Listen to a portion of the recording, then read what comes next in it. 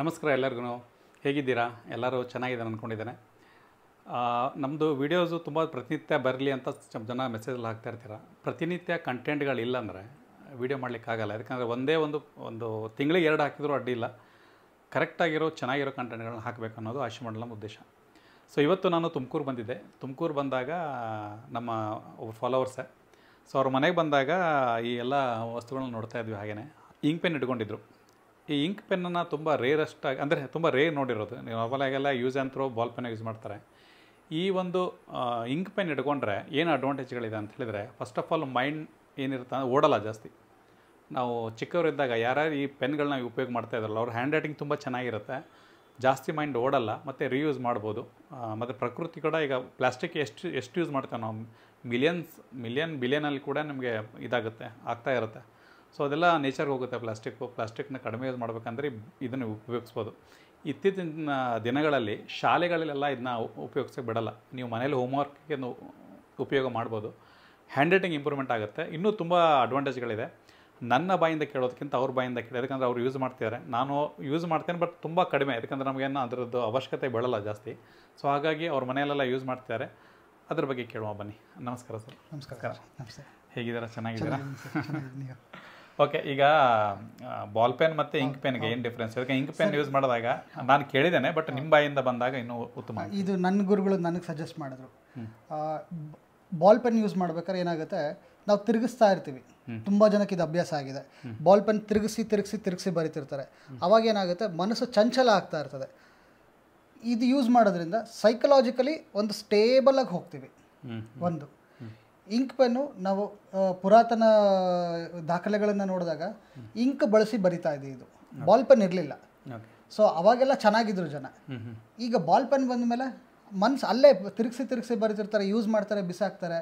So ಈಗ ಹಾಗೆ ಆಗ್ತಾ ಇದೆ. ಸೊ ಈಗ ಸಿಕ್ತಾ ಆಮೇಲೆ ನನಗೆ ಅದನ್ನು ಬಿಸಾಕು. ಸೊ ಈ ಇಂಕ್ ಪೆನ್ ಯೂಸ್ ಮಾಡೋದ್ರಿಂದ ಇದನ್ನು ರೀಫಿಲ್ ಮಾಡ್ತೀವಿ. ರೀಯೂಸ್ ಮಾಡೋದನ್ನು ಕಲಿತಾರೆ ಜನ. ಒಂದೇ ಥರ ಹಿಡ್ಕೊಂಡು ಬರೀಬೇಕು. ಮನಸ್ಸು ಸ್ಟೇಬಲ್ ಆಗಿರ್ತದೆ, ನಮಗೆ ಗ್ರೋತ್ ಕೊಡುತ್ತೆ. ಇನ್ನೊಂದು ಇಂಪಾರ್ಟೆಂಟ್ ಡಾಕ್ಯುಮೆಂಟ್ಸ್ಗಳನ್ನು ಸೈನ್ ಮಾಡಬೇಕಾದ್ರೆ ಅಟ್ಲೀಸ್ಟ್, ನಾನು ರೆಗ್ಯುಲರಾಗಿ ನಾನು ಪೆನ್ ಯೂಸ್ ಮಾಡೋ ಅಂಥದ್ದಿಲ್ಲ, ವೆರಿ ರೇರ್ಲಿ ನಾನು ಯೂಸ್ ಮಾಡ್ತೀನಿ ಅಂದರೆ ಅವಾಗಾದರೂ ಅಟ್ಲೀಸ್ಟ್ ಇಂಕ್ ಪೆನ್ನನ್ನು ಬಳಸಿ. ನಿಮಗೆ ಇದು ಗ್ರೋತ್ ಕೊಡುತ್ತೆ, ಸ್ಟೇಬಲ್ ಆಗಿರೋ ಥರ ಹೆಲ್ಪ್ ಮಾಡುತ್ತೆ. ಸೊ ಈ ಥರದ್ದೆಲ್ಲ ಇದೆಲ್ಲ ಬೆನಿಫಿಟ್ಸ್ಗಳಿದ್ದಾವೆ. ಓಕೆ. ಸೊ ಹಾಗಾಗಿ ರಿಯೂಸ್ ಮಾಡೋದ್ರಿಂದ ನಾವು ಪ್ರಕೃತಿಗೆ ನಾವು ಹಾಳು ಮಾಡ್ತಾ ಇಲ್ಲ. ಒಂದು, ನಮ್ಮ ಹತ್ರ ಇರೋ ವಸ್ತುಗಳನ್ನು ನಾವು ರಿಯೂಸ್ ಮಾಡೋದು ಹೆಂಗೆ ಅನ್ನೋದು ನ್ಯಾಚುರಲ್ಲಾಗಿ ಅದು ನಮ್ಗೆ ಡೆವಲಪ್ ಆಗಿಬಿಡುತ್ತೆ. ಅದಕ್ಕಿಂತ ಇಂಪಾರ್ಟೆಂಟು ಮಕ್ಕಳಲ್ಲಿ ಏನಾಗಿದೆ, ಈಗ ಬಾಲ್ ಪೆನ್ ಯೂಸ್ ಮಾಡ್ಬೇಕಾದ್ರೆ ಮಕ್ಕಳು, ನಮ್ಮ ಮನೇಲೇ ನಾನು ಗಮನಿಸ್ದಂಗೆ ಮಕ್ಕಳು ತಿರುಗಿಸ್ತಾ ಇರ್ತಾರೆ. ಮೊಬೈಲ್ ನೋಡೋದು ಅಡಿಕ್ಷನ್ ಇದೆ, ಹೆಂಗೆ ಚೇಂಜ್ ಮಾಡೋದು ಅಂತಾರೆ. ಮೊಬೈಲ್ ನೋಡೋ ಅಡಿಕ್ಷನ್ ಜೊತೆಗೆ ಪೆನ್ಗಳನ್ನು ಕೂಡ ಚೇಂಜ್ ಮಾಡಿಸಿ. ಸೊ ಇದನ್ನು ಚೇಂಜ್ ಮಾಡೋದ್ರಿಂದ ಇದು ಕೂಡ ಸಮ್ ಪರ್ಸೆಂಟೇಜ್ ಇಂಪ್ಯಾಕ್ಟ್ ಆಗೇ ಆಗುತ್ತೆ. 100%. ಯಾಕಂದರೆ ನಾವು ಮೊಬೈಲ್ ಎಷ್ಟು ಯೂಸ್ ಮಾಡ್ತೇವಲ್ಲ, ಮನೆ ಹೋಮ್ವರ್ಕ್ ಡೈಲಿ ಇರೋದ್ರಿಂದ, ಇತ್ತೀಚೆಗಂತೂ ಕ್ರಾಫ್ಟ್ ಎಲ್ಲ ಮನೆಗಳು ಮಾಡಿಕೊಡ್ತಾರೆ. ಮಕ್ಕಳಿಗಿಂತ ಜಾಸ್ತಿ ತಂದೆ ತಾಯಿ ಮಾಡ್ತಿರ್ತಾರೆ. ಅದೇ ಅವ್ರ ಟೀಚರ್ಗೆ ಗೊತ್ತಿರುತ್ತೆ, ಪ್ರಿನ್ಸಿಪಾಲ್ ಗೊತ್ತಿರುತ್ತೆ, ಮ್ಯಾನೇಜ್ಮೆಂಟ್ ಗೊತ್ತಿರುತ್ತೆ, ಅದು ಬೇರೆ ಮಾತು. ಬಟ್ ಏನಂದರೆ ಇವುಗಳನ್ನ ಯೂಸ್ ಮಾಡಿದಾಗ ಪ್ರತಿನಿತ್ಯ ಇದರೊಟ್ಟಿಗೆ ಇರೋದ್ರಿಂದ ಮಕ್ಕಳು ಯಾರಾದ್ರೂ ಬರೀಲೇಬೇಕಲ್ಲ ಮಕ್ಕಳು. ಸೊ ಅವಾಗ ಮೈಂಡ್ಫುಲ್ನೆಸ್ ಜಾಸ್ತಿ ಆಗುತ್ತೆ ಅಂತ ಹೇಳಿ ರಿಸರ್ಚ್ ಹೇಳುತ್ತೆ. ನೀವು ಬೇಕಂದ್ರೆ ಗೂಗಲಲ್ಲಿ ಹಾಕಿದ್ರೆ ಅದಕ್ಕೆ ತುಂಬ ರಿಸರ್ಚ್ಗಳಿದೆ.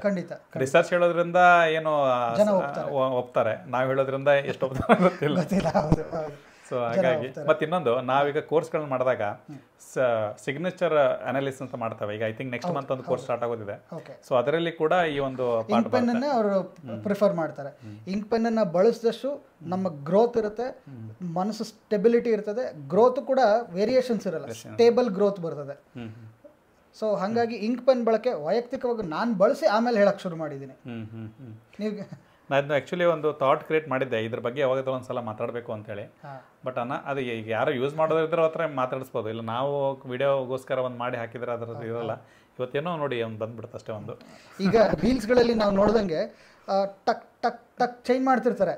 ಅಲ್ಲಿ ಕೂಡ ಮಕ್ಕಳಿಗೆ ಅದು ಇಂಪ್ಯಾಕ್ಟ್ ಆಗಿದೆ. ಒಂದು ಬಾಲ್ ಪೆನ್ ಬಳಸ್ಬೇಕಾದ್ರೆ ಹಿಂಗೆ ತಿರುಗಿಸ್ತಾ ಇರ್ತಾರೆ. ಇಲ್ಲಿ ಅಟ್ಲೀಸ್ಟ್ ಇಲ್ಲಿಂದ ನಾವು ಶುರು ಮಾಡ್ಬೋದು. ಇಲ್ಲಿಂದ ಕೆಲಸ ಮಾಡೋಕ್ಕೆ ಶುರು ಮಾಡುತ್ತೆ ಅವ್ರಿಗೆ. ಟು ಅನ್ ಎಕ್ಸ್ಟೆಂಟ್ ಇಲ್ಲಿ ಸರಿ ಹೋಯ್ತು ಅಂದ್ರೆ ನೆಕ್ಸ್ಟ್ ಅದನ್ನು ನಾವು ಕಂಟ್ರೋಲ್ ಮಾಡೋಕ್ಕೆ ಶುರು ಮಾಡ್ಬೋದು. ಎರಡೂ ಇತ್ತು ಅಂತಂದಾಗ ಸಿವಿಯರ್ ಆಂಟಿಬಯೋಟಿಕ್ಸ್ ಲೆವೆಲ್ಗೆ ಹೋಗ್ಬೇಕಾಗುತ್ತೆ. ಸೊ ಹಾಗಾಗಿ ಇದರಿಂದ ಶುರು ಮಾಡ್ಬೋದು. ತುಂಬ ಧನ್ಯವಾದ ಈ ಒಂದು ಮೆಸೇಜ್ ಕೊಟ್ಟಿದ್ದಕ್ಕೆ. ಇದೇ ಥರ ನಿಮ್ಮ ಮಕ್ಕಳಿಗೆ ಯಾರಾದ್ರೂ ಈಗ ಸ್ಕೂಲ್ ಹೋಗ್ತಿದ್ದೀರೋ ಕಾಲೇಜ್ ಹೋಗ್ತಾ ಇದ್ದೀರೋ ಅಥವಾ ಸಿಗ್ನೇಚರ್ಗಳು ಏನು ಮಾಡ್ತಾ ಇರ್ತಿರಲ್ಲ ಅಂಥವ್ರೆಲ್ಲ ಇದನ್ನು ಬಳಸಿ ತುಂಬ ಚೆನ್ನಾಗಿರುತ್ತೆ. ಇದು ರಿಸರ್ಚ್ ಪೇಪರ್ಗಳು ನೀವು ಗೂಗಲಲ್ಲಿ ಹಾಕಿದರೆ ಗೊತ್ತಾಗ್ಬೋದು ಯಾವ ಥರ ಈ ಒಂದು ಇಂಕ್ ಪೆನ್ಗಳನ್ನು ಯೂಸ್ ಮಾಡೋದ್ರಿಂದ ಬರುತ್ತೆ ಅಂತೇಳಿ. ಇನ್ನೊಂದು ನೆಕ್ಸ್ಟ್ ಮಂತ್ ನಾವು ಈಗ ನಮ್ಮದು ATM ಕೋರ್ಸ್ ನಡೀತಾ ಇದೆ, ಜಾಯ್ನ್ ಆಗೋರು ಆಗ್ಬೋದು. ಅದೇ ಥರ ನೆಕ್ಸ್ಟು ಮಂತು ನಾವು ಸಿಗ್ನೇಚರ್ ಅನಾಲಿಸಿಸ್ ಅಂತ ಒಂದು ಕೋರ್ಸ್ ಮಾಡ್ತಿದ್ದೇವೆ. ಆಮೇಲೆ ಲೋಗೋಗಳನ್ನು ನೋಡಿ ಯಾವ ಥರ ಅದನ್ನ ಅನಲೈಸ್ ಮಾಡ್ಬೇಕು ಅನ್ನೋದು ಕೂಡ ಕ್ಲಾಸೆಲ್ಲ ಬರ್ತಾ ಇರುತ್ತೆ. ಸೊ ನೀವೇನಾದರೂ ಕೋರ್ಸ್ಗೆ ಜಾಯ್ನ್ ಆಗಿದ್ದರೆ ನೀವು ನಮ್ಮದು ವಾಟ್ಸಪ್ ಚಾನಲ್ ಇದೆ ಆಯುಷ್ಯ ಮಂಡಲಂ ಅಂತೇಳಿ. ಈಗ ಇನ್ನು ಸ್ಟೇಟಸ್ ಹೋಗ್ತಿರಲ್ಲ, ಅಪ್ಡೇಟ್ ಹೋಗ್ತಿರಲ್ಲ, ಅಲ್ಲಿ ಹೋಗಿ ಸರ್ಚ್ ಮಾಡಬೇಕಾಗುತ್ತೆ ಆಯುಷ್ಯ ಮಂಡಲಂ ಅಂತೇಳಿ. ಸೊ ನಮ್ಮ ಒಂದು ಚಾನಲ್ ಬರುತ್ತೆ, ಅದೆಲ್ಲ 19,000 ಜನ ಇದ್ದಾರೆ. ಸೊ ಅದು ಸೇರೋದ್ರಿಂದ ನಮ್ಮ ಅಪ್ಡೇಟ್ಗಳು ನಿಮ್ಗೆ ನೇರವಾಗಿ ಬರುತ್ತೆ. ತುಂಬ ಜನ ಟೆಲಿಗ್ರಾಮಲ್ಲೆಲ್ಲ ಇದ್ದೀರಾ, ನೀವು ಸರ್ಚ್ ಮಾಡಿದರೆ ಆಯುಷ್ಯ ಮಂಡಲಂ ಬರುತ್ತೆ. ಬಟ್ ಮೆಸೇಜ್ಗಳು ವಿಪರೀತ ಆಗಿರೋದ್ರಿಂದ ಜನರ ಕಿರಿಕಿರಿ ಆಗುತ್ತೆ. ನೀವು ಅದನ್ನ ಮ್ಯೂಟ್ ಇಟ್ಕೊಳ್ಬೋದು, ಅದೇನು ಸಮಸ್ಯೆ ಇಲ್ಲ. But depends. ಹಾಗಾಗಿ ನಮ್ಮ ಮಾಹಿತಿ ನಿಮ್ಗೆ ಡೈರೆಕ್ಟಾಗಿ ಬರಬೇಕಾಗಿದ್ದರೆ ಆಯುಷ್ಯ ಮಂಡಲಂ ಚಾನಲ್ಗೆ ಹೋಗಿ ಸರ್ಚ್ ಮಾಡಿ ನಮ್ಮ ಚಾನಲ್ ಬರುತ್ತೆ. ನಾ ಹೇಳ್ತಿರೋದು ಗ್ರೂಪ್ ಅಲ್ಲ, ಚಾನಲು. ಅಲ್ಲಿ ನಿಮ್ಮ ನಂಬರ್ಗಳನ್ನ ಯಾರು ಸೇವ್ ಮಾಡ್ಕೊಳ್ಳಲ್ಲ, ನಿಮ್ಗೆ ಕಾಲ್ ಕೂಡ ಮಾಡಲ್ಲ. ಸೊ ಹಾಗಾಗಿ ಇಂಥ ಒಂದು ಒಳ್ಳೆ ವಿಷಯಗಳಿಗೆ ಬೇಕಾದರೆ ನೀವು ನಮ್ಮನ್ನ ಫಾಲೋ ಮಾಡಿ. ಇನ್ನೊಂದು ಹೇಳ್ತೇನೆ ನೋಡಿ, ನಮಗೆ ಫಾಲೋ ಮಾಡಿ ಸಬ್ಸ್ಕ್ರೈಬ್ ಮಾಡಿ ಅಂತ ಎದಕ್ಕೆ ಹೇಳೋದು ಅಂತ ಹೇಳಿದ್ರೆ, ಯೂಟ್ಯೂಬಲ್ಲಿ ಸಬ್ಸ್ಕ್ರೈಬ್ ಮಾಡ್ತಾರೆ, ಇಲ್ಲಿ ಫಾಲೋ ಮಾಡ್ತಾರೆ. ಈ ಯೂಟ್ಯೂಬಿಂದಾಯಿತು, ಫೇಸ್ಬುಕ್ಕಿಂದಾಯಿತು, ಅದು ಇನ್ಸ್ಟಾಗ್ರಾಮಿಂದಾಯಿತು ₹1 ನಮ್ಗೆ ಬರೋಲ್ಲ. ಒಂದು 6 ತಿಂಗಳಿಗೋ 9 ತಿಂಗಳಿಗೋ ಒಂದು 10,000 15,000 ಬರುತ್ತೆ ಅಷ್ಟೇ. ಅದರಿಂದ ನಮಗೇನು ಪ್ರಾಫಿಟ್ಗಳಿಲ್ಲ.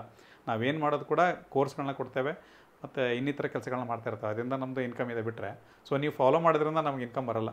ನಮ್ಮ ಒಂದು ಕಂಟೆಂಟ್ಗಳು ನಿಮಗೆ ರೀಚ್ ಆಗಲಿಕ್ಕೆ ಸಹಾಯ ಆಗುತ್ತೆ ಅಷ್ಟೇ. ಆ ಒಂದು ನೋಡಿ, ಎಂಥವ್ರು 1 ಮಿಲಿಯನ್ 2 ಮಿಲಿಯನ್ ಮಾಡ್ತಾರೆ. ನಾವು ಕೊಡುವಂಥ ಆರೋಗ್ಯದ ವಿಷಯಗಳಿದೆಯಲ್ಲ, ನಾಳೆ ನಿಮ್ಮ ಮನೇಲಿ ಯಾರಾದರೂ ಏನಾದರೂ ಹೆಚ್ಚು ಕಮ್ಮಿ ಆದಾಗ ನೀವು ಹುಡ್ಕೊಂಡು ಹೋಗ್ಕಿಂತ ನೀವು ಫಾಲೋಗಳು ಮಾಡ್ತಾ ಇದ್ದರೆ ಕಂಟಿನ್ಯೂಸ್ ಆಗಿ ಕಂಟೆಂಟ್ ಬರ್ತಾ ಇರುತ್ತೆ.